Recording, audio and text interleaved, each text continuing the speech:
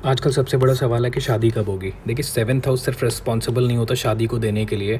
हम हमेशा combination use करते हैं। सेवन्थ हाउस तो है, साथ में सेकंड हाउस और 11th हाउस भी है। सेकंड हाउस क्यों? क्योंकि फैमिली हैप्पीनेस है। 11th house fulfilment of desire का है। कृष्णमूर्ति पद्धति में अगर कोई भी प्लैनेट के अगेंस्ट 2, 7, 11 का कॉम्बिनेशन आ जाता है तो वो अपनी दशा अंतरदशा में प्रबल योग बना देता है शादी के लिए। और एट द सेम टाइम अगर 1, 6, 10 का अगर कॉम्बिनेशन आ जाए तो वो प्रबल योग बना देता है डाइवोर्स के लिए, क्योंकि 1, 6, 10 2, 7, 11 के 12वें भाव में लाई करते हैं।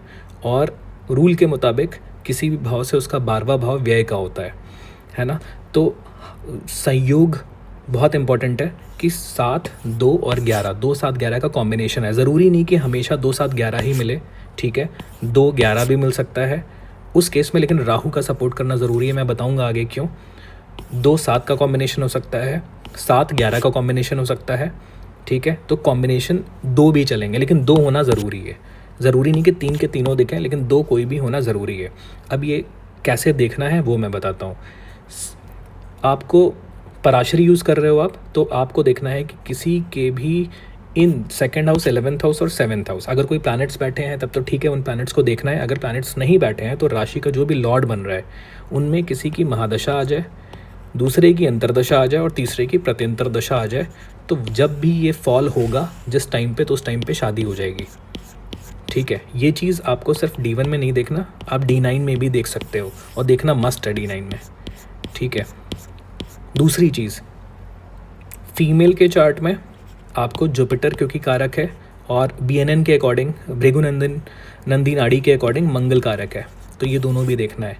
अगर ये प्लैनेट्स या जो भी लॉर्ड बन रहे हैं इन राशियों के, वो अगर शादी नहीं दे पा रहे हैं तो फीमेल के चार्ट में आप जुपिटर भी देख सकते हो और मंगल भी देख सकते हो। और मेल के चार्ट में आपको वीनस देखना है, ठीक है। अगर ये सब कोई नहीं दे पा रहा तो राहु तो दे देगा।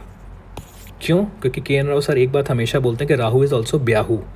एक सबसे इम्पोर्टेंट चीज़, अगर तब भी नहीं दिख रही है शादी, तो अगर कोई भी प्लैनेट की दशा चल रही है, लेट्स से आप 31 के हो या 32 के हो, उस टाइम पे वो प्लैनेट की दशा चल रही है, उस प्लैनेट का नक्षत्र लॉर्ड देखो, नक्षत्र लॉर्ड देखो।